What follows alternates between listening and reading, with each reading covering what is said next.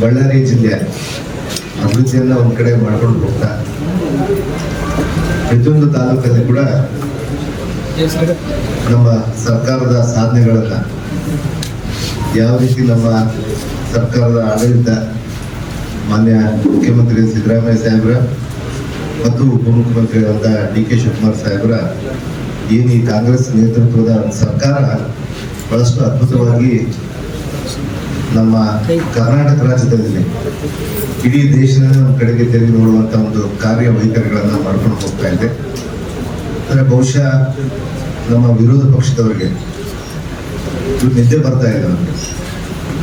ಒಂದು ಕಡೆಗೆ ಸೋಲು ಅನುಭವಿಸಿ ಸೋಲನ್ನು ಉಂಡು ಅದನ್ನ ಅವ್ರಿಗೆ ಜೀರ್ಣವನ್ನು ಮಾಡಿಕೊಳ್ಳಲಾರದಂತೆಯೇ ಇರುವಂತಹ ವ್ಯಕ್ತಿಗಳು ನಮ್ಮ ಬಳ್ಳಾರಿ ಜಿಲ್ಲೆಯಿಂದ ಹಿಡಿದು ಇಡೀ ರಾಜ್ಯದಿಂದ ಹಿಡಿದು ಇಡೀ ದೇಶದಲ್ಲಿದೆ. ನಮ್ಮ ಕರ್ನಾಟಕದ ಮೇಲೆ ಬಿಜೆಪಿಯವರು, ಮುಖ್ಯವಾಗಿ ಬಿಜೆಪಿಯವರು ಕಾಂಗ್ರೆಸ್ ಸರ್ಕಾರಗಳನ್ನ ಅಸ್ಥಿರಗೊಳಿಸಬೇಕಂತೇಳಿ ಬಹಳಷ್ಟು ಪ್ರಯತ್ನ ಮಾಡ್ತಾ ಇದ್ದಾರೆ.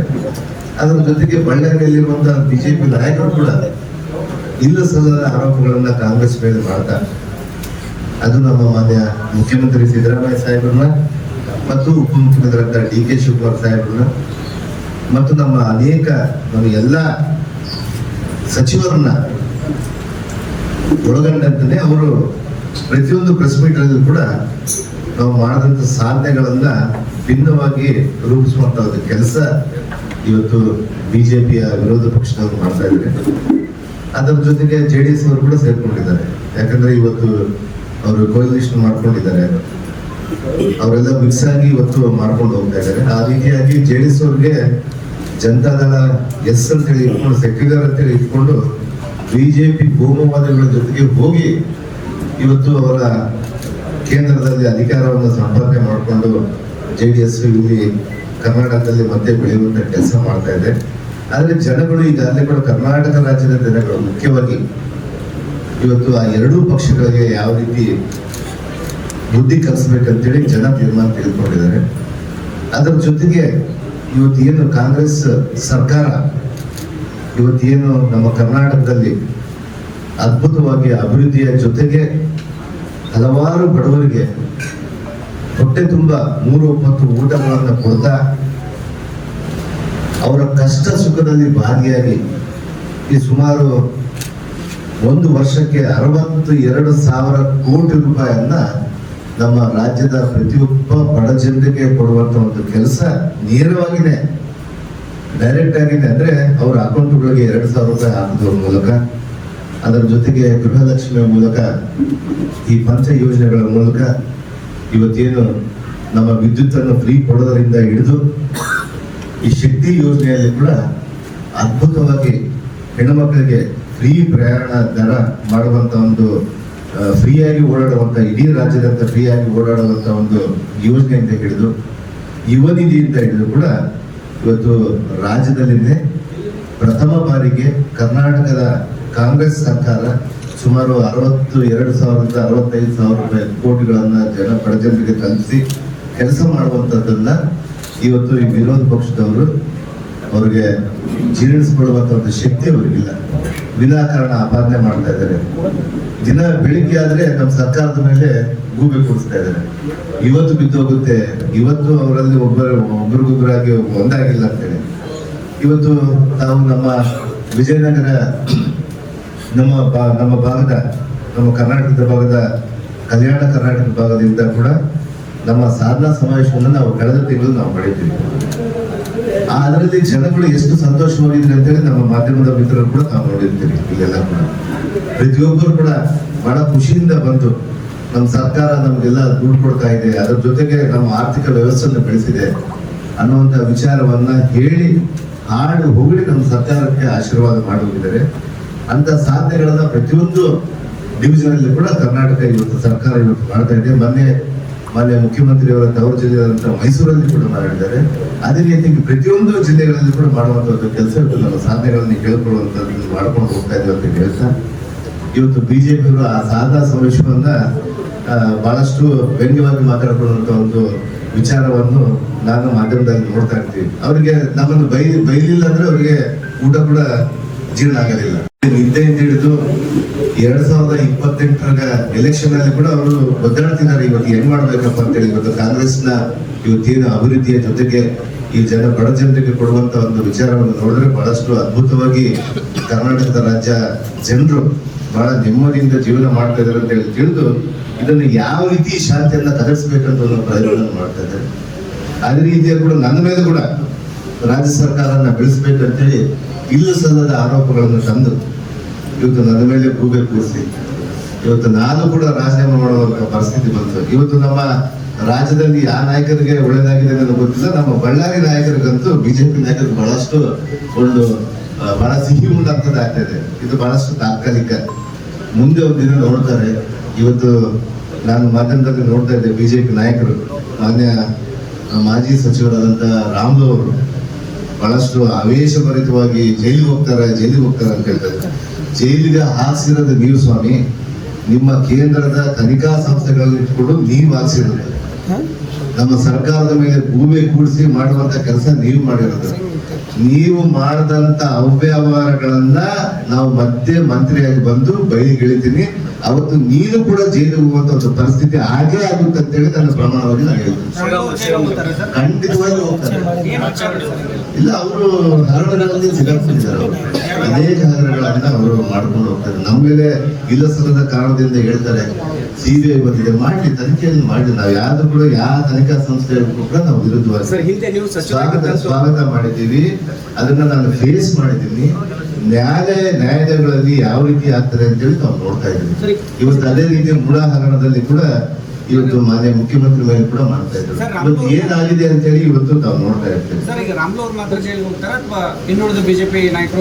ಯಾರು ಅದರಲ್ಲಿ ಅಪಾಲನೆ ಮಾಡಿಕೊಂಡು ಯಾರು ಅದರಲ್ಲಿ ಹಗರಣದಲ್ಲಿ ಸಿಗಾಕೊಡ್ತಾರೋ ಅದನ್ನು ಪ್ರಮುಖವಾಗಿ ಇಂಥದ್ರಲ್ಲಿ ಸಿಕ್ಕಾಕೊಳ್ತಾರೆ. ಇವತ್ತು ಎಸ್ ಟಿ ವೆಲ್ಫೇರ್ ಅಲ್ಲಿ ಕೂಡ ನಾನು ನಡೆಸುವಂತ ಒಂದು ಕಾರ್ಯದಲ್ಲಿ ಕೂಡ ಅನೇಕ ಹಗರಣಗಳು ಆಗಿದ್ದಾವೆ. ಅವನ್ನೆಲ್ಲ ಕೂಡ ಬಯಲಿಗೆಳುವಂತ ಒಂದು ಕೆಲಸ ಮಾಡಬೇಕು. ನಾವು ಬಂದ್ಮೇಲೆ ಅವ್ರು ವಿನಾಕಾರಣ ಕೋವಿಡ್ ವಿಚಾರದಲ್ಲಿ ಹೆಲ್ತ್ ಮಿನಿಸ್ಟರ್ ಇದ್ದಾಗ ಯಾವ ರೀತಿ ಮಾಡಿದ್ದಾರೆ, ಇವತ್ತು ಅದೆಲ್ಲ ಕೂಡ ಈಗಾಗಲೇ ತನಿಖಾ ಸಂಸ್ಥೆಗಳ ಜೊತೆಗಿದ್ದಾರೆ. ಅವರು ಕೂಡ ಇವತ್ತು ಬಹಳ ಖುಷಿಯಾಗಿ ನಾಗೇಂದ್ರ ಜೈಲಿಗೆ ಹೋಗಿದೆ ಅಂತ ಹೇಳಿ ಖುಷಿ ಪಡ್ತಾ ಇದ್ದಾರಲ್ಲ.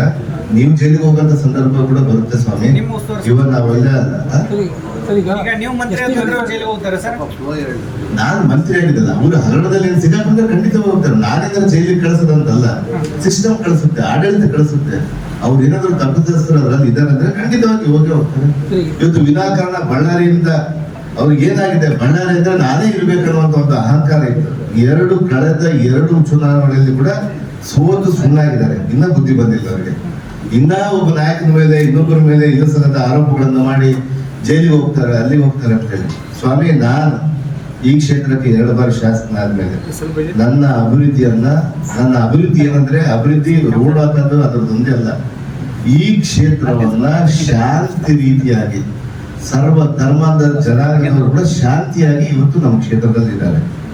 ನೀನ್ ನಡೆಸುವಂತ ನಿನ್ನ ಆಡಳಿತದಲ್ಲಿ ಏನೇನು ಅನಾಹುತಗಳಾಗಿದೆ ಅಂತ ಹೇಳಿ ಕೂಡ ಇಡೀ ಬಳ್ಳಾರಿ ಜಿಲ್ಲೆಗೆ ಗೊತ್ತು. ಯಾವ ಸಮುದಾಯಗಳು ಯಾವ ಸಮಾಜಗಳು ತುಳಿತಕ್ಕೆ ಒಳಗಾಗಿದ್ದು ಅಂತ ಹೇಳಿ ಗೊತ್ತು. ನೀವು ಈ ಜಿಲ್ಲೆಯ ಉಸ್ತುವಾರಿ ಮಂತ್ರಿಗಳಾಗಿದ್ದೀರಿ. ನಿಮ್ಮ ಕ್ಷೇತ್ರದಲ್ಲಿ ನಿಮ್ಮ ಅಭಿವೃದ್ಧಿ ಏನ್ ಅಭಿವೃದ್ಧಿ ಮಾಡಿದ್ರಿ?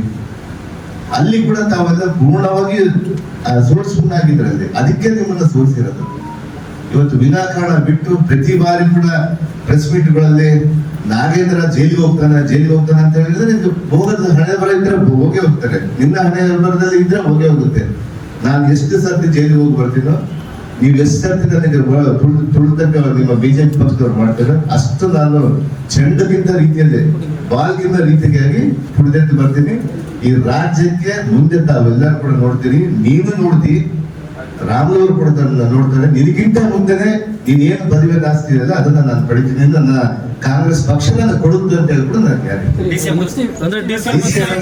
ಮುಖ್ಯಮಂತ್ರಿ ಕೂಡ ಆಗ್ಬೋದು. ನನ್ನ ಆಡಳಿತ ಚೆನ್ನಾಗಿದ್ರೆ, ನನ್ನ ಮನಸ್ಸು ಚೆನ್ನಾಗಿದ್ರೆ, ನನಗೆ ಒಳ್ಳೇದಾದ್ರೆ, ಇನ್ನ 20 ವರ್ಷದಲ್ಲ 25 ವರ್ಷದ ನಂತರ ಆದ್ರೂ ಕೂಡ ನಾನು ಮುಖ್ಯಮಂತ್ರಿ ಆದ್ರೂ ಕೂಡ ಇನ್ನು ಆಶ್ಚರ್ಯ ಇಲ್ಲ. ನಾನು ಸೀನಿಯರ್ ಆಗ್ತೀನಿ ಅವಾಗ. ಅದಕ್ಕೇನು ನಮ್ಮ ಸರ್ಕಾರ, ನಮ್ಮ ಕಾಂಗ್ರೆಸ್ ಪಕ್ಷ ಸರ್ವ ಧರ್ಮದವರನ್ನ, ಎಲ್ಲರನ್ನ, ಹಿಂದುಳಿದವರನ್ನ, ದಲಿತರನ್ನ ಮುಂದೆ ತೆಗೆದುಕೊಂಡು ಹೋಗುವಂತ ಒಂದು ಕೆಲಸ ಏಕೈಕ ಪಕ್ಷ ಕಾಂಗ್ರೆಸ್ ಪಕ್ಷ ಮಾತ್ರ. ಅಲ್ಲ ಸರ್, ನೀವ್ ಹೇಳಿದ್ರಿ ನೀವು ಏನು ಬಯಸಿದ್ರಲ್ಲ ಅದು ಆಗಿಲ್ಲ, ನಾನು ಆಗ್ತೀನಿ ಅಂದ್ರೆ ಅವರು DCM ಆಗ್ಬೇಕು ಅಂತ ಬಯಸಿದ್ರು, ಅದು DCM ಆಗಿಲ್ಲ. ಅವ್ರಿಗಿಂತ ಜಾಸ್ತಿ ಆಗ್ತೀನಿ ನಾನು, ಸರ್ ಖಂಡಿತವಾಗಿ ಆಗ್ತೀನಿ. ಈ ಬಳ್ಳಾರಿ ಜಿಲ್ಲೆಯಲ್ಲಿ ನಾನು ಇದನ್ನ ಸವಾಲಾಗಿ ಹೇಳ್ತೀನಿ, ನಿಮ್ಗಿಂತ ಮುಂದೆ ಆಗ್ತೀನಿ, ಸರ್ ಇದೇ ಅವಧಿಯಲ್ಲಿ ಖಂಡಿತವಾಗಿ ಆಗ್ತೀನಿ. ಇದೇ ಅವಧಿನ ಈ ಅವಧಿ ಅಂತಲ್ಲ, ನಾನು ಮುಂದಿನ 20 ವರ್ಷಕ್ಕೆ ನಾನು ಹೇಳ್ತಾ ಇದ್ದೇನೆ. ನನ್ನ ಹಣೆ ಬರದಲ್ಲಿ ಆಗದಿದ್ರೆ ನಮ್ಮ ಕಾಂಗ್ರೆಸ್ ಪಕ್ಷ ಯಾವತ್ತು ನನಗೆ ಯಾವ ಪಕ್ಷ ಯಾವ ಪೋಸ್ಟ್ ಕೊಟ್ಟರು ಕೂಡ ಅದನ್ನ ಮಾಡ್ಕೊಂಡು ಹೋಗ್ತೀನಿ. ಈ ನನ್ನ ಸಂಕಲ್ಪ, ನಾನು ಯಾವ್ದೋ ಪದವಿ ಆಸೆ ಪಡೋದಲ್ಲ. ಬಳ್ಳಾರಿ ಜಿಲ್ಲೆಯಲ್ಲಿ ಸತತವಾಗಿ 5 ಕ್ಷೇತ್ರದಲ್ಲಿ ಕೂಡ ಕಾಂಗ್ರೆಸ್ನ ಯಾವತ್ತು ಕೂಡ ಭದ್ರಕೋಟೆಯಾಗಿ ನೋಡುವಂತದ್ದು ಜವಾಬ್ದಾರಿ ನನಗೆ ಕಾಂಗ್ರೆಸ್ ಪಕ್ಷ ಕೊಟ್ಟಿದೆ. ಅದನ್ನ ಚಾಚು ಚಪ್ಪದೆ ನಾನು ಮಾಡ್ತೀನಿ. ಸರ್ ಈಗ ಇವರು ಹೇಳ್ತಾರೆ, ರಾಮ್ಲು ಅವ್ರು ಹೇಳ್ತಾರೆ, ಈಗ ಅವ್ರಿಗೆ ಇಡಿ ರೇಡ್ ಆಯ್ತು, ಹಾಗಾಗಿ ಸಚಿವ ಸ್ಥಾನ ಕೊಡ್ತಾ ಇಲ್ಲ, ಹಾಗಾಗಿ ಬಳ್ಳಾರಿಯಿಂದ ಅಂತರ ಕಾಯ್ಕೊಂಡಿದ್ದಾರೆ, ಅವ್ರಿಗೆ ಇನ್ನು ರಾಜಕೀಯ ಉಳಿವಿಲ್ಲ ಅಂತ ರಾಮ್ಲು ಅವ್ರು ಹೇಳ್ತಾ ಇದ್ದಾರೆ ಸರ್. ಈಗ ಸೋತವ್ರು ಹಂಗೆ ಹೇಳ್ತಾರಲ್ಲ, ಅವ್ರಿಗೆ ಏನಾಗಿದೆ, ನಾನಿಂದ ಇವತ್ತು ಜಿಲ್ಲಾ ಮಂತ್ರಿ ಆದ ಕೂಡಲೇ ಅವ್ರಿಗೆ ಅಡ್ಜಸ್ಟ್ ಆಗ್ಬಿಟ್ಟು ನಾವು ಬಂದು ಫ್ಲಾಗ್ ಹಾಸ್ಟಿಂಗ್ ಮಾಡಿ ಇದೆಲ್ಲ ಕೂಡ ಅಭಿವೃದ್ಧಿ ಮಾಡ್ಕೊಂಡು ಹೋಗ್ತಾ ಇದ್ರೆ ಅದನ್ನ ನೋಡಿ ಸಹಿಸಕ್ ಆಗ್ತಿಲ್ಲ. ನಾವೆಲ್ಲರೂ ಒಟ್ಟಾಗಿ ಬೆಳೆದು ಬಂದವರು, ನಾವು ಅವ್ರ ಬೆಳವಣಿಗೆ ಯಾವತ್ತೂ ಕೂಡ ನಾವು ಅಸಹ್ಯ ಪಡ್ಲಿಲ್ಲ. ನಾವು ಒಂದು ಪಕ್ಷದಲ್ಲಿ ಇದ್ದವರು ಮಾಡ್ಲಪ್ಪ ಬೆಳಿಲಿ ಅಂತ ಹೇಳಿದ್ವಿ. ಬಟ್ ಈ ರೀತಿಯಾದಂತ ಒಂದು ಮನಸ್ಸತ್ವ ಇಟ್ಕೊಂಡಿದಾರಲ್ಲ, ಅವ್ರಿಗೆ ಒಳ್ಳೇದಾಗಲ್ಲ. ಅದನ್ನ ಯಾರೇ ಕೂಡ ಯಾವುದೇ ಪಕ್ಷದವರು ಕೂಡ ಒಳ್ಳೇದಾಗ್ಬೇಕಂತೇಳಿ ನಾವು ಭಾವನೆ ಮಾಡ್ತಾ ಇರ್ತೀವಿ. ಆ ಭಾವನೆಯಿಂದ ಬೆಳಿಬೇಕು. ಇವತ್ತು ಬಳಸೋದು ರಾಮುಲು ಅಲ್ಲ, ನಾಗೇಂದ್ರ ಅಲ್ಲ, ಇನ್ನೊಬ್ಬರಲ್ಲ, ಪಕ್ಷಗಳಲ್ಲ, ಜನಗಳ ಸಂಪರ್ಕ, ಜನಗಳ ಜೊತೆಗೆ ಬೆರೆತಿದ್ರೆ ಅವ್ರ ಆಡಳಿತವನ್ನು ಸ್ವಚ್ಛವಾಗಿ ಕೊಟ್ರೆ ಆ ಪದವಿ ಆಗ್ಲಿ, ಆ ಪೋಸ್ಟ್ ಆಗ್ಲಿ, ಅದು ತನ್ನಷ್ಟೇ ತಾನೇ ತನ್ನ ಮನೆಗೆ ಬರುತ್ತೆ ಅಂತ ನನ್ನ ಭಾವನೆ. ಗೊತ್ತಾಗುತ್ತೆ. ಬಿಹಾರ್ ಎಲೆಕ್ಷನ್ ಖಂಡಿತವಾಗಿ ನಾವು ಕಾಂಗ್ರೆಸ್ ನಮ್ಮ ಅಲಯನ್ಸ್ ಪಕ್ಷಗಳು ಗೆದ್ದೇ ಗೆಲ್ಲಿದ್ದಾರೆ.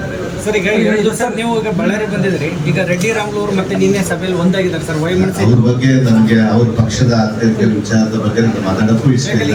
ಅವರೆಲ್ಲ ಸ್ನೇಹಿತರಲ್ಲ, ಅವರು ಯಾವತ್ತೂ ಕೂಡ ಒಂದಾಗ್ಬೋದು ಬಿಡ್ಬೋದು, ಅದು ಅವರು ನಿನ್ನೆ ನಾನು ಮಾಧ್ಯಮದಲ್ಲಿ ಹೇಳ್ತಾ ಇದ್ದೆ, ಅದೇ ಯಾವ್ದೋ ಒಂದು ಲೋಟ ಬಿಸಿನೀರು ಕೊಟ್ರೆ, ಒಂದು ಲೋಟ ಬಿಸಿನೀರು ಕೊಟ್ರೆ ನಾವು ಒಂದಾಗ್ತಿರ್ತೇವೆ. ಬಿಸಿನೀರು ಯಾಕೆ ಬೇಕಾಗಿತ್ತು ಅವ್ರಿಗೆ? ಅವ್ರು ಒಂದೇ ಇದ್ದಾಗ ಬಿಸಿನೀರು ಕೂಡ ಯಾಕೆ ಬೇಕಾಗಿತ್ತು ಸರ್? ಅಲ್ಲ, ನೀರೇ ಬೇಕಾಗಿದ್ದಿಲ್ಲ. ಅಲ್ಲಿಂದ ಅವ್ರ ಮನೆಯಿಂದ ಅವ್ರು ಒಬ್ರಿಗೊಬ್ರು ಕೂತ್ಕೊಂಡ್ರೆ ಕೇಳ್ತಾರಲ್ಲ. ಈ ಜಿಲ್ಲಾ ರಾಜಕಾರಣ ಸುಮ್ಮನೆ ನನಗೆ ಅವ್ರ ಬಗ್ಗೆ ಗೌರವ ಇದೆ, ಆ ಪಕ್ಷದ ಬಗ್ಗೆ ನಾನು ಬೇಕಾದ್ರೆ ನನಗೂ ಅವರ ಪಕ್ಷದ ಸಿದ್ಧಾಂತಗಳ ಬಗ್ಗೆ ವ್ಯತ್ಯಾಸ ಇರ್ಬೋದು. ನಾವೆಲ್ಲರೂ ಒಟ್ಟಾಗಿ ಒಂದ್ ಕಡೆಗೆ ಇದ್ವಿ. ಇವಾಗ ನಮ್ಮ ಪಕ್ಷ ಸಿದ್ಧಾಂತಗಳು ಬೇರೆ ಇದ್ದಾಗ ನಾವು ಪೊಲಿಟಿಕಲಿ ಅವ್ರ ರೈವಲ್ರಿ ಕೂಡ 100%. ಬಟ್ ಅಪಾರ್ಟ್ ಫ್ರಮ್ ಅದು ಬಿಟ್ಟು ಬಂದಾಗ ನಾವು ಬೇರೆ ರೀತಿಯಾಗಿ ನಮ್ಮ ಸ್ನೇಹಿತರಿದ್ದಾರೆ, ಅದನ್ನು ನಾವು ಮಾತಾಡ್ಕೋಬಹುದು. ಶಾಸಕರ ಬೆಂಬಲ ನನಗಿರುವಷ್ಟು DK ಶಿವಕುಮಾರ್ ಅವರಿಗಿಲ್ಲ. ಎಲ್ಲ ನೋಡಿ, ರಾಜ್ಯದ ಕಾಂಗ್ರೆಸ್ನ ಮಾಧ್ಯಮದವರು ತಾವು ಹಿಂಗ್ ಮಾಡ್ತಾರೆ. ದಯಮಾಡಿ ನಾವೆಲ್ಲರೂ ಒಟ್ಟಾಗಿದ್ದೀವಿ. ನಮ್ಮ DK ಶಿವಕುಮಾರ್ ಸಾಹೇಬರು ಒಂದು ಕಡೆಗೆ ಸಂಘಟನಾ ಚತುರರಾಗಿ ರಾಜ್ಯ ಸರ್ಕಾರನ ಯಾರಿಗೆ ತರಬೇಕಂತೇಳಿ 28ನೇ ಎಲೆಕ್ಷನ್ಗೆ ಇವತ್ತಿದ್ದೇ ಪ್ರಿಪೇರ್ ಆಗ್ತಾ ಇದ್ದಾರೆ. ಮಾನ್ಯ DK ಶಿವಕುಮಾರ್ ಸಾಹೇಬರು ಯಾವ ರೀತಿ ಮಾಡಬೇಕು, 165 ಸೀಟ್ಗಳನ್ನ ಯಾವ ರೀತಿ ತರಬೇಕಂತೇಳಿ ಇವತ್ತಿನ ಆಲ್ರೆಡಿ ಪ್ಲಾನ್ ನಡೀತಾ ಇದೆ. ಅದೇ ರೀತಿಯಾಗಿ ಕೂಡ ಮಾನ್ಯ ಮುಖ್ಯಮಂತ್ರಿ ಸಿದ್ದರಾಮಯ್ಯ ಅವರು ಮತ್ತೆ ನಾವು ಯಾವ ರೀತಿ 28ನೇ ಚುನಾವಣೆಯಲ್ಲಿ ನಾವು ರಿಪೀಟ್ ನಮ್ಮ ಸರ್ಕಾರ ತರಬೇಕಂತ ಪ್ರಯತ್ನ ಮಾಡ್ತಾ ಇದ್ದಾರೆ.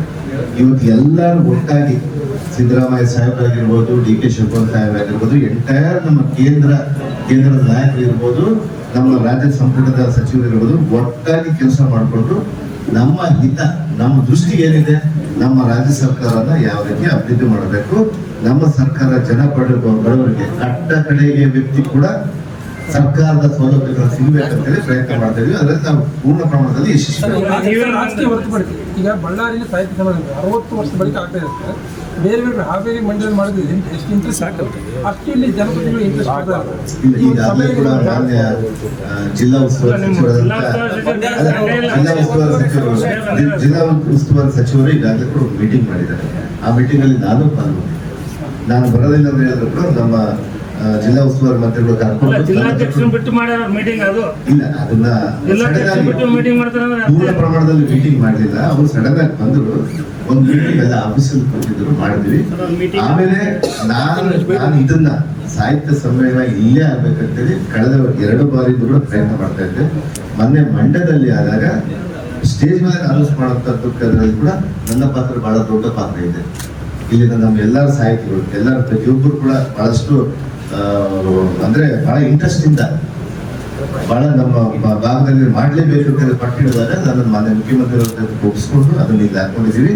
ತಾವು ನೋಡ್ತೀರಿ, ಕಂಡು ತಾವು ಯಾವತ್ತೂ ಕೂಡ ಎಲ್ಲಿ ಸಾಯ ಸಮಯ ಇರಬೇಕು ಅದಕ್ಕಿಂತ ಭಿನ್ನವಾಗಿ ಬಹಳಷ್ಟು ಅದ್ಭುತವಾಗಿ ನಾವು ಮಾಡ್ತೀವಿ. ಗೇಟ್ ಬ್ರಿಡ್ಜ್ ಕಟ್ತಾ ಇದ್ದಾರೆ, ಆ ಕಡೆ ಗೇಟ್ ಹಾಕಿದಾಗ ಪೇಷಂಟ್ಗಳು ಬಂದಂತದ್ದು ಏನು ಆಂಬುಲೆನ್ಸ್ ಅಲ್ಲಿ ಬರ್ತಾವೆ, ಫುಲ್ ಸೀರಿಯಸ್ ಆಗಿ ಕಂಡೀಷನ್ ಡೆತ್ ಆಗೋ ಚಾನ್ಸಸ್ ಭಾಳ ಆಗ್ತಾ ಇದಾವೆ. ಇದ್ರ ಬಗ್ಗೆ ಯಾರು ಕ್ರಮಕ್ಕೆ ಹೋಗ್ತಾ ಇಲ್ಲ ಸರ್, ಅದು ಬಹಳ ಸ್ಲೋ ಆಗಿ ಇಲ್ಲ. ಏನಾಗಿದೆ ನಮಗೆ ಟ್ರಾಫಿಕ್ ಇವಾಗ ಏನಂದ್ರೆ ಜಿಂದಾಲ್ ಸ್ಟೀಲ್ ಪ್ಲಾಂಟ್ ಇದೆ, ಎವ್ರಿ 3 ನಿಮಿಷಕ್ಕೆ 4 ನಿಮಿಷಕ್ಕೆ ಒಂದು ಬ್ರೇಕ್ ಹೋಗ್ತಾ ಇದೆ, ಒಂದು ಖಾಲಿ ರೇಕ್ ಒಂದು ಲೋಡ್ ಬ್ರೇಕ್ ಹೋಗ್ತಾ ಇದೆ. ಅದರಿಂದಲೇ ಇವಾಗ ಬ್ರಿಡ್ಜ್ ಆಗ್ತಾ ಇದೆ. ಬ್ರಿಡ್ಜ್ ಸ್ವಲ್ಪ ಯಾರೋ ಕೋರ್ಟ್ ಹಾಕೊಂಡ್ವಿ, ಅದನ್ನ ಕೂಡ ಇವತ್ತು ಇತ್ಯರ್ಥ ಮಾಡಿದೀವಿ. ಬಹಳ ಶರವೇಗದಲ್ಲಿ ನಾವು ಕೆಲಸ ಮಾಡ್ತಾ ಇದ್ವಿ. ಬಹುಶಃ ಇನ್ನೊಂದು 3 ತಿಂಗಳೊಳಗಡೆ 3 ರಿಂದ 4 ತಿಂಗಳೊಳಗಡೆ ಆ ಬ್ರಿಡ್ಜ್ ಮುಗಿಸ್ತೀವಿ. ಸರ್, DMF ಕ್ರಿಯಾ ಯೋಜನೆ ಈ ವರ್ಷ ಆಗುತ್ತೆ? ಈ ವರ್ಷ ಮಾಡ್ತೀವಿ, ಖಂಡಿತವಾಗಿ ಮಾಡ್ತೀವಿ. ಯಾಕಂದ್ರೆ ಕಳೆದ ಸುಮಾರು ವರ್ಷಗಳಿಂದ ಅದನ್ನ ಮಾಡಕ್ ಆಗ್ಲಿಲ್ಲ. ಈ ವರ್ಷ ನಾವು ಮಾಡ್ತೀವಿ. ಸರ್, ಭಾಳ ಇಂಪಾರ್ಟೆಂಟ್ ಸರ್. ಮೊನ್ನೆ ಶ್ರೀರಾಮುಲು ಅವರು ಪ್ರೆಸ್ ಮೀಟ್ ಮಾಡ್ಬೇಕಾದ್ರೆ ಹೇಳಿದ್ರು, ಬಳ್ಳಾರಿ ಸಂಪೂರ್ಣವಾಗಿ ಗಾಂಜಾ ಹಬ್ಬಾಗಿದೆ. ಬಳ್ಳಾರಿಯಲ್ಲಿ OC ಮಟ್ಕ ಎಲ್ಲ ವೀರಾವೇಶವಾಗಿ ನಡೀತಾ ಇದ್ದವು, ಅದು ಕಾಂಗ್ರೆಸ್ ಗೌರ್ಮೆಂಟ್ ಬಂದ ಮೇಲೆ ಅಂತ ಹೇಳಿದ್ರು ಸರ್. ಅಂದರೆ ಬರೀ ಒಂದೇ ಬಳ್ಳಾರಿ ಸಿಟಿ ಅಲ್ಲ ಸರ್, ಬಳ್ಳಾರಿ ಜಿಲ್ಲೆಯಲ್ಲಿ ಪೂರ್ತಿ. ಏನು ಹೇಳ್ತೀವಿ ಸರ್? ಖಂಡಿತವಾಗಿ ಕೂಡ ಇದನ್ನ ಮಟ್ಟ ಹಾಕ್ಬೇಕು. ನಾನು ಅವ್ರು ಹೇಳೋದ್ರಲ್ಲಿ ಅದನ್ನೇನು ತಪ್ಪಂತ ಹೇಳಿ ಹೇಳೋದಿಲ್ಲ, ಕರೆಕ್ಟೇ ಹೇಳಿದ್ದಾರೆ ಅವರು. ಬಟ್ ಒಂದು ಎಲ್ಲಿ ಕೂಡ ಅಂತ ರೀತಿಯ ಪ್ರತಿ ಸಂದರ್ಭದಲ್ಲಿ ಕೂಡ ನಮ್ಮ ಕಾಂಗ್ರೆಸ್ ಅಧಿಕಾರಕ್ಕೆ ಬಂದ್ರಲ್ಲ, ಪ್ರತಿ ಸಂದರ್ಭ ಕೂಡ ಈ ಕಳ್ಳತನಗಳು, ಈ OC ಗಾಂಜಾ ಇವನ್ನೆಲ್ಲ ಕೂಡ ನಡ್ಕೊಂಡು ಬಂದಿದೆ. ಅದನ್ನು ಪೂರ್ಣ ಪ್ರಮಾಣದಲ್ಲಿ ಮೂಲ ಮಟ್ಟದಲ್ಲಿ ಹಾಕ್ಬೇಕಂತೇಳಿ ಇವತ್ತು ನಾವು ಮನೆಗೂ ಪೊಲೀಸ್ ಅಂತೇಳಿ ಇವತ್ತು ಅಭಿಯಾನ ಮಾಡ್ತಾ ಇದೀವಿ ನಾವು. ಅದು ವಿಶೇಷವಾಗಿ ಬಳ್ಳಾರಿ ಜಿಲ್ಲೆಯಲ್ಲಿ ಇವಾಗ ನಾವು ಅದನ್ನ ಸ್ಟಾರ್ಟ್ ಮಾಡಿದ್ವಿ. ನಮ್ಮ ಮಾನ್ಯ ಗೃಹ ಮಂತ್ರಿಗಳು, ಮುಖ್ಯಮಂತ್ರಿಗಳು, ಉಪಮುಖ್ಯಮಂತ್ರಿಗಳು ಸೇರಿ ಮನೆಗೆ ಪೊಲೀಸ್ ಅಂತೇಳಿ ಇವತ್ತು ಒಂದು ಅಭಿಯಾನ ನಾವು ಮಾಡ್ಕೊಂಡು ಬರ್ತಾ ಇದೀವಿ. ಅದಾದ್ಮೇಲೆ ಇಂಥ ಗಾಂಜಾ OC ಇಲ್ಲಿ ನಡೀತಾ ಇದೆ. ನನ್ನ ಗಮನಕ್ಕೆ ಬಂದಾಗ ನಮ್ಮ ಆಡಳಿತ ಯಂತ್ರಾಂಗ ಬಹಳ ಸ್ಟ್ರಾಂಗ್ ಆಗಿದೆ.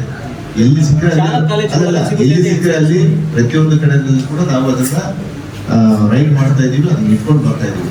ನಾನು ಯೂತ್ ಸರ್ವಿಸ್ ಸ್ಪೋರ್ಟ್ಸ್ ಮಿನಿಸ್ಟರ್ ಇದ್ದಾಗ ಕೂಡ ಪ್ರತಿಯೊಂದು ಬಾಕ್ಸ್ಗಳಲ್ಲಿ ಅಂದ್ರೆ ಡಬ್ಬೆ ಅಂಗಡಿಗಳಿಂದ ಕಾಲೇಜ್ ಪಕ್ಕದಲ್ಲಿರುವಂಥದ್ದು, ಸ್ಕೂಲ್ ಪಕ್ಕದಲ್ಲಿರುವಂತಹ ಡಬ್ಬೆ ಅಂಗಡಿಗಳಲ್ಲಿ ಕೂಡ ಸಿಗ್ತದೆ ಅಂದ್ರೆ ರಾಜ್ಯದಲ್ಲಿ ಪ್ರತಿಯೊಂದು ಕೂಡ ರೈಡ್ ಮಾಡ್ತೀವಿ.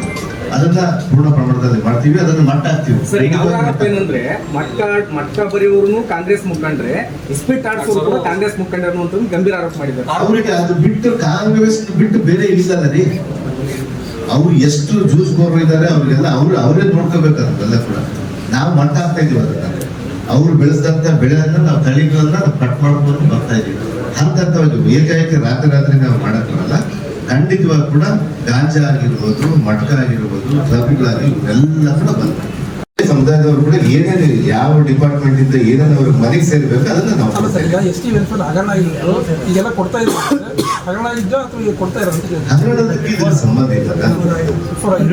ನನ್ನ ಹಗರಣ ಬಂದ್ಬಿಟ್ಟು ನಾನು ಹೇಳ್ತೀನಿ, ನನ್ನ ಹಗರಣ ಏನು ಒಂದು ಬ್ಯಾಂಕ್ ಇಂದ ಇನ್ನೊಂದು ಬ್ಯಾಂಕಿಗೆ ಮನಿ ಟ್ರಾನ್ಸ್ಫರ್ ಆಗಿದೆ, ಅದು ನನ್ನ ಗಮನಕ್ಕೆ ಬರೋದಿಲ್ಲ. ಮುಖ್ಯವಾಗಿ ನಾನು ಮಾಧ್ಯಮಿಕರನ್ನು ಹೇಳ್ತೀನಿ, ನನ್ನ ಯಾವುದೇ ಸೈನ್ ಆಗಲಿ, ಯಾವುದೇ ಬ್ಯಾಂಕ್ ಇದೆ ಆಗಲಿ, ನಾನು ಯಾವತ್ತೂ ಮಾತಾಡಿಲ್ಲ. ಇದು ಏನಂದ್ರೆ ನಮ್ಮ BJP ಅವರು ಕಾಂಗ್ರೆಸ್ ಸರ್ಕಾರನ ಅಸ್ಥಿರಗೊಳಿಸ್ಬೇಕಂತೇಳಿ ನನ್ನನ್ನು ಟಾರ್ಗೆಟ್ ಮಾಡಿದ್ರು. ನನ್ನ ದಾಸ್ ಸಿಗಾಕೊಂಡಷ್ಟೇ. ಅದರಲ್ಲಿ CBIಗೆಲ್ಲ ಸಹಕಾರ ಕೊಡ್ತಿದ್ರೆ ಸರ್, ನಿಮಗೆಲ್ಲ ಏನು ಪ್ರೋಸೆಸ್? ನನಗೆ CBI ಇದುವರೆಗೂ ಕೊಡಕ್ ಬರೋದಿಲ್ಲ ಆ ರೀತಿಯಾಗಿ. ಅವ್ರು ಕೊಟ್ಟರೆ ಖಂಡಿತವಾಗಿ ನಾನು ಸಹಕಾರ ಮಾಡ್ತೀನಿ. ಯಾಕೆ ಮಾಡಲ್ಲ? ED ಅಂತದನ್ನೇ ನಾನು ಫೇಸ್ ಮಾಡಿದ್ದೆ. ED ಅವ್ರು ಏನು ಒತ್ತಡ ಮಾಡಿದ್ರು ಅಂತ ಹೇಳಿ ಅನೇಕ ಬಾರಿ ನಾನು ಮಾಧ್ಯಮದಲ್ಲಿ ನನಗೆ ಹೇಳಿದೆ ಯಾವ ರೀತಿ ಮಾಡಿದ್ರು. ಬಟ್ ಇವತ್ತು ನ್ಯಾಯಾಲಯದಲ್ಲಿ ಇದ್ದಾಗ ನಾನು ಅದನ್ನು ಜಾಸ್ತಿ ಹೇಳಕ್ ಬರಲ್ಲ. ಅವ್ರ ಅಧಿಕಾರಿಗಳು ಅವ್ರು ಏನ್ ಕೆಲಸ ಮಾಡ್ಬೇಕು ಮಾಡೋದಿದೆ. ನನ್ನ ನ್ಯಾಯಾಲಯದ ಹೋರಾಟ ನನಗಿದೆ, ನಾನು ನ್ಯಾಯಾಲಯ ಸ್ಥಾನಕ್ಕೆ ನಾನು. ಬಟ್ CBI ಕೊಟ್ಮೇಲೆ ನಿಮ್ಗೆ ಏನು ಸಂಪರ್ಕ ಮಾಡಿಲ್ಲ?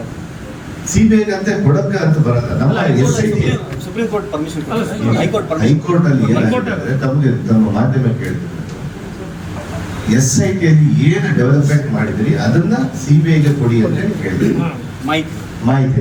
ಅದನ್ನ ನಮ್ಮ SIT ಅವರು ನಮ್ಮ ರಾಜ್ಯ ಸರ್ಕಾರದ SIT ಅವರು ಅವ್ರು ಏನ್ ಮಾಡಿದ್ರೆ ಪೂರ್ಣ ಪ್ರಮಾಣದಲ್ಲಿ ಅದನ್ನ ಅವ್ರಿಗೆ ಕಾಪಿ CBI ಎನ್ಕ್ವೈರಿ ಮಾಡ್ತಿಲ್ಲ ಸರ್, ಕೋರ್ಟಿಗೆ ಅಷ್ಟೇ ಅಪ್ಡೇಟ್ ಹೌದಾ? ಖಂಡಿತವಾಗಿ ಎರಡು ತನಿಖಾ ಸಂಸ್ಥೆಗಳು ಮಾಡಕ್ ಬರೋದಿಲ್ಲ. ಯಾಕಂದ್ರೆ ಅದು ಬ್ಯಾಂಕ್ ಅವರು ಎಲ್ಲಿಂದ ಯಾವ ಅಕೌಂಟ್ ಹೋಗಿದೆ ಈಗಾಗಲೇ ಕೂಡ ತನಿಖೆ ಮಾಡ್ತಾ ಇದ್ದಾರೆ. ನಮ್ಮ ವ್ಯಾಪ್ತಿಗೆ ಬರಲ್ಲ, ಕೇಂದ್ರ ಸರ್ಕಾರದ ವ್ಯಾಪ್ತಿಯಿಂದ ಅವರು ಆ ತನಿಖಾ ಸಂಸ್ಥೆಗಳು ಯಾರಿಂದ ಎಲ್ಲಿಗೆ ಹಣ ಹೋಗಿದೆ. ಆ 84 ಕೋಟಿ ನಿಮ್ಗೆ ಇನ್ನೊಂದೇನು ಮುಖ್ಯವಾಗಿ ನಮ್ಮ ಮಾಧ್ಯಮಕ್ಕೆ 84 ಕೋಟಿ 75 ಲಕ್ಷ ಎಷ್ಟು ಹಗರಣಕ್ಕೆ ಒಳಗೋಗಿದ್ದಲ್ಲ ಅಷ್ಟು ಅಮೌಂಟ್ ಅಲ್ಲಿ ಕೂಡ ನಮ್ಮ ಕರ್ನಾಟಕದ ಏಕೈಕ ಸಂಸ್ಥೆ, ನಾನು ಹೇಳ್ತೀನಿ ಇಂಡಿಯಾದಲ್ಲಿನೇ ಹಗರಣ ಆಗಿ ಬರೀ ಒಂದು ತಿಂಗಳಲ್ಲಿನೇ ಹಣನ ಕೂಡ ನಾವು ರಿಕವರಿ ಮಾಡಿದ್ವಿ. ಯಾವ ಅಕೌಂಟ್ಗೆ ಹೋಗಿದೆ, ಎಷ್ಟು ಹೋಗಿದೆ, ಎಲ್ಲಿಗೆ ಹೋಗಿದೆ, ಯಾರ ಮೂಲಕ ಹೋಗಿದೆ ಅಂತೇಳಿ ಅದನ್ನ ಅಷ್ಟು ಹಣವನ್ನ 84,75,00,000 ರೂಪಾಯಿಯನ್ನ ನಾನು ಮಂತ್ರಿ ಇದ್ದಾಗನೇ 5 ಕೋಟಿ ರೂಪಾಯಿಯನ್ನ ನಾನು ಮತ್ತೆ ವಾಪಸ್ ತರಿಸಿದ್ದೆ. ನಾನೇ ತಮ್ಮ ಮಾಧ್ಯಮ ಜೊತೆ ನಾನು ಹೇಳಿದ್ದೆ. ನೀವ್ ಹಿಂಗೆ ಹೇಳ್ತೀರಾ? ಅದ್ರ ಜೊತೆಗೆ 84,75,00,000 ರೂಪಾಯಿನ ಪೂರ್ಣ ಪ್ರಮಾಣದಲ್ಲಿ 100% ರಿಕವರಿ ಆಗಿರೋದ್ರೆ ನಮ್ಮ ರಾಜ್ಯ ಸರ್ಕಾರ ಮಾಡುವಂತ ತನಿಖೆ ಏನಿದೆ ನಾವು ಶಬಾಸ್ಗಿರಿ ಇದೆ. ಸರಿ, ಅಮೌಂಟ್ ವಾಪಸ್ ತರಿಸಿದ್ರಿ, ಯಾರು ತಗೊಂಡಿದ್ರು, ಯಾರು ಮಾಡಿದ್ರು, ಎಲ್ಲ ಅವ್ರ ಮೇಲೆ ಎಲ್ಲ ಕೇಸ್ ಆಗಿದೆ. ಅವ್ರ ಮೇಲೆ ಕ್ರಮ ಆಗ್ಬೇಕಲ್ವಾ? 100% ಆಗಿ ಈಗ ತಗೊಂಡಾಗ ತಂದು ಕೊಟ್ಟ ಅಂತಂದ್ರೆ ಎಲ್ಲ ಅಲ್ಲ, ನಾವು ತಂದು ಕೊಟ್ಟಿಲ್ಲ, ಅವರು ನಾವು ಜಬರ್ದಸ್ತ್ ನಾವು ಕಲೆಕ್ಟ್ ಮಾಡಿದೀವಿ. ಅಲ್ಲ, ಅಷ್ಟಕ್ಕೆ ಆಗಲ್ಲ, ಪನಿಷ್ಮೆಂಟ್ ಆಗ್ಬೇಕು. ಪನಿಷ್ಮೆಂಟ್ ಖಂಡಿತವಾಗಿ ಆಗುತ್ತೆ. ಅದು ಬ್ಯಾಂಕ್ ನೋಡ್ಕೊಳ್ಳುತ್ತೆ ಯಾವ ಹಗರಣದಿಂದ. ನೋಡಿ, ಇನ್ನೊಂದೇನ ಮುಖ್ಯವಾಗಿ ಕೋಡ್ ಆಫ್ ಕಂಡಕ್ಟ್ ಅಲ್ಲಿ ಪಾರ್ಲಿಮೆಂಟ್, ನಮ್ಮ ಲೋಕಸಭೆ ಚುನಾವಣೆಯಲ್ಲಿ ಪಾರ್ಲಿಮೆಂಟ್ ಚುನಾವಣೆ ಸಂದರ್ಭದಲ್ಲಿ 2 ಲಕ್ಷಕ್ಕಿಂತ ಮೇಲ್ಪಟ್ಟು ಯಾವ ಬ್ಯಾಂಕ್ ಇಂದ ಕೂಡ ಟ್ರಾನ್ಸ್ಫರ್ ಮಾಡಕ್ ಬರೋದಿಲ್ಲ. 84 ಕೋಟಿಯನ್ನ ಯೂನಿಯನ್ ಬ್ಯಾಂಕ್ ಆಫ್ ಇಂಡಿಯಾ ಯಾವ ರೀತಿ ಮಾಡಿದೆ ಅಂತ ಹೇಳಿ ನಮಗೆ ಗೊತ್ತಾಗಲಿಲ್ಲ. ಅದನ್ನ ಕೇಂದ್ರ ತನಿಖಾ ಸಂಸ್ಥೆ CBI ಮಾಡ್ತಿದ್ರೆ ಯಾರು ತಪ್ಪಿಸ್ತಿದ್ರೆ ಅವ್ರ ಮೇಲೆ ಕ್ರಮ ಆಗಿ ಆಗುತ್ತೆ. ಅಲ್ಲ ಸರ್, ನೀವ್ ಹಿಂಗೆ ಹೇಳ್ತೀರಾ, ಮತ್ತೆ ಇಡಿ ಅವರು ಚಾರ್ಜ್ ಶೀಟ್ ಸಲ್ಲಿಕೆ ಮಾಡಿದಾಗ ಈ ಹಣ ಚುನಾವಣೆ ಬಳಕೆ ಆಗಿದೆ ಅಂತ ಅವ್ರು ಹೇಳ್ತಾರೆ ಅಂತ ಈಗ ಬಿಜೆಪಿ ಅವರು ಆರೋಪ ಮಾಡ್ತಿದ್ದಾರೆ. ಬಳಕೆ ಆಗಿದೆ ಅಂತ ಸಹಜ ರೀ, ಅವ್ರು ಹೇಳ್ಬೇಕಲ್ಲ. ನನ್ನ ಯಾಕೆ ಅರೆಸ್ಟ್ ಮಾಡಿದ್ರು ವಿನಾಕಾರಣ, ನನ್ನ ಯಾಕೆ ಒಳಗೆ ಹಾಕಿದ್ರು ವಿನಾಕಾರಣ. ಅವ್ರು ಏನೋ ತೋರಿಸ್ಬೇಕಲ್ಲ. ನಾನು ಈ ಪೇಪರ್ ಇವಾಗ ನಮ್ಮ ಸ್ವಾಮಿ ಅವರು ಶಿವರಾಜ್ ನನಗೆ ಯಾವ್ದೋ ಒಂದು ಕೊಟ್ಟಿದ್ದಾರೆ ಅಂತ ಹೇಳಿ ನಾನು ಒಂದು ಪೇಪರ್ ತೋರಿಸ್ತೀನಿ. ಪ್ರೂವ್ ಮಾಡ್ಬೇಕಲ್ಲ, ಸತ್ಯತೆ ಬರ್ಬೇಕಲ್ಲ. ಸರ್, ನಿಮ್ಮ ಆಪ್ತ ಸಹಾಯಕರ ನನ್ನ ಆಪ್ತ ಸಹಾಯಕನ ಡೈರಿ ಎಲ್ಲ ಏನಲ್ಲ, ಯಾರೋ ವಾಟ್ಸಪ್ ಗಳಿಂದ ಬಂದಿರೋಂತ ಒಂದು ಪತ್ರ, ಅದು ಲೆಟರ್. ಅದ್ರ ಮೇಲೆ ಯಾರ ಹೆಸರಿಲ್ಲ, ಯಾರು ಕೊಟ್ಟಿದ್ದೀನಿ ಅಂತ ಹೇಳಿಲ್ಲ, ಏನಿಲ್ಲ. ನನ್ನಿಂದ ಮತ್ತೆ ಡ್ರೈವ್ ಮಾಡಿದ್ರು ಸರ್, ಅದೇ ಕಂಟೆಂಟ್ ಅದೇ ಮಾಡ್ತಾರೆ. ತನಿಖಾ ಸಂಸ್ಥೆ ನಾವು ಹೇಳಿದ್ರೆ ನಾವು ಸ್ವಾಗತ ಮಾಡಿದ್ವಿ. ಎಷ್ಟು ಜನಕ್ಕಾದ್ರೂ ಮಾಡಿದ್ವಿ ನಾವು ಪೂರ್ಣ ಪ್ರಮಾಣದ ಸಹಕಾರ. ಯಾಕೆ ಸರ್ ಬಳ್ಳಾರಿ ನಾಯಕರು, ಕಾಂಗ್ರೆಸ್ ನಾಯಕರ ಮೇಲೆ ಕೇಂದ್ರ ತನಿಖಾ ಸಂಸ್ಥೆಗಳು ಅದು ನೀವು ತಿಳ್ಕೋಬೇಕು. ಯಾಕೆ ಆಗಾಗ 2-3 ಬಾರಿ ವರ್ಷದಲ್ಲಿ 2-3 ಅಲ್ಲ, ಅದಕ್ಕೆ ನಮ್ಮ ಮಾಧ್ಯಮ ನೇತೃತ್ವದವ್ರಿಗೆ ನಾನು ಹೇಳ್ತೀನಿ, ನೀವು ತಿಳ್ಕೋಬೇಕು. ಒಂದು ಕಾಂಗ್ರೆಸ್ ಸರ್ಕಾರ ಇವತ್ತಿನ ಬಲಿಷ್ಠವಾಗಿ ಬಳ್ಳಾರಿಯಿಂದ ಹಿಡಿದು ಕೂಡ ಇಡೀ ರಾಜ್ಯದ 140 ಸೀಟ್ ಬೈ ಎಲೆಕ್ಷನ್ ಅಲ್ಲಿ ಕೂಡ ಗೆದ್ದು ನಾವು ಇವತ್ತು ನಮ್ಮ ಕಾರ್ಯವೈಖರಿ ನಾವು ಮಾಡ್ತಾ ಇದ್ದೀವಲ್ಲ, ಅದನ್ನ ಡೈಜೆಸ್ಟ್ ಮಾಡ್ಕೊಳಕ್ ಆಗ್ತಾ ಇಲ್ಲ. ಪ್ರತಿ ಸಂದರ್ಭದಲ್ಲಿ ಕೂಡ ಬಿಜೆಪಿ 110ಕ್ಕಿಂತ ಜಾಸ್ತಿ ಸೀಟ್ ಹೋಗ್ತಿಲ್ಲ. ಪ್ರತಿ ಸಂದರ್ಭದಲ್ಲಿ ಕೂಡ ಅವರು ಬ್ಯಾಕ್ಡೋರ್ ಎಂಟ್ರಿ ಆಗಿ ಬರ್ತಾ ಇದ್ದಾರೆ. ಹಿಂದಿನ ಮೂಲಕ ಬೇರೆಯವ್ರನ್ನ ಕಳಿಸ್ಕೊಂಡು ತೀವ್ರ ಪ್ರಮಾಣದಲ್ಲಿ ಈ ಬಾರಿ ಕಾಂಗ್ರೆಸ್ ಸರ್ಕಾರ 136 ಸೀಟ್ ಗೆದ್ದಿತ್ತು. ಮತ್ತೆ 4 ಬೈ ಎಲೆಕ್ಷನ್ಗಳು ಗೆದ್ದಿದ್ದೀವಿ. ಮುಂದಿನ 2028ನೇ ಚುನಾವಣೆಯಲ್ಲಿ ಕೂಡ 150 ಸೀಟಿಂದ 165 ಸೀಟ್ ಗೆದ್ದಿದ್ದೀವಿ. ತಾವು ಬರೆದಿಟ್ಟುಕೊಳ್ಳಿ. ಬಳ್ಳಾರಿಯ ನಿರಂತರ ಸುದ್ದಿಗಾಗಿ ಬಳ್ಳಾರಿ ಬೆಳಗಾಯಿತು ಚಾನೆಲ್ನ ಸಬ್ಸ್ಕ್ರೈಬ್ ಮಾಡಿ ಹಾಗೂ ಬೆಲ್ ಐಕಾನ್ ಒತ್ತಿ.